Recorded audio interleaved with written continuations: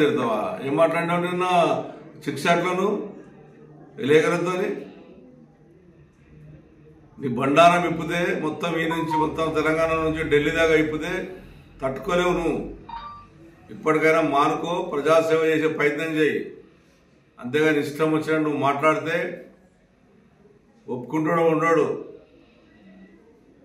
నువ్వు ఏం చేసుకుంటుంటే 10 ఏళ్ల కింద మరి తెలంగాణ రాకముందు నేను ఆ రోజు పాట పాడిన నల్లగొండ గద్దరుద్దా అని.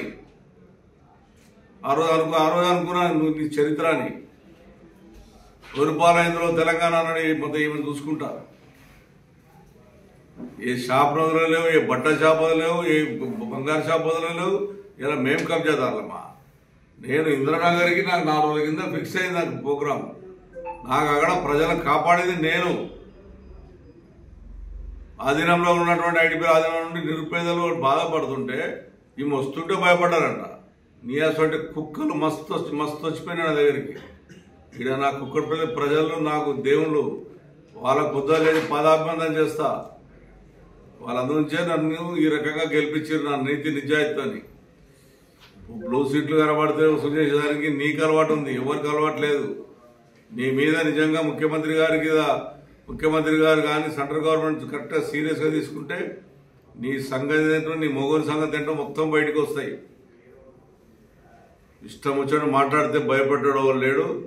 6 గంటలు లేదు కూర్చుంటాను నేను. చూడండి, 6 గంటలు లేదు కూర్చుంటాను ప్రజల కొరకు. నాకు చరిత్ర ఉంది. ఈమె వస్తుందంట, భయపడిపోయినామంట. ఈమె తిరిగి ఏం చేసినావు? 307 పోయినావు, రిలీజ్ చేసినావు, అక్కడ ఎమ్మెల్యే చేసావు, ఎల్ఆర్ఎం చేసినావు, కథం. దాని గురించి మళ్ళీ మాట్లాడేది లేదు. ఇంకో ఎమ్మెల్యే తిడతావు, ఎమ్మెల్యేతో ఆంధ్ర సటం చేసుకుంటావు. నీ మంత్రి పదవి ఎవరు ఇచ్చినావు? మంత్రి పదవి ఎంతమందికి అమ్ముకున్నావు? మంత్రి పదవులు తెలియదా మాకు? మీ నాన్న అంటే ఒక గొప్ప పేరుంది. మహాత్మా గాంధీకి ఏ రకంగా పేరుందో కేసీఆర్కి అంత మంచి పేరును సర్వనాశనం చేశావు.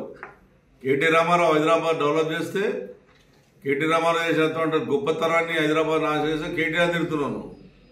హరీష్ రావు అయితే ఎప్పుడు ఎలగొట్టాలి? నీ ప్లాన్ ఏందో తెలుసా? మీకు చెప్తున్నా విలేకరు, మేమే ప్లాన్ ఏందో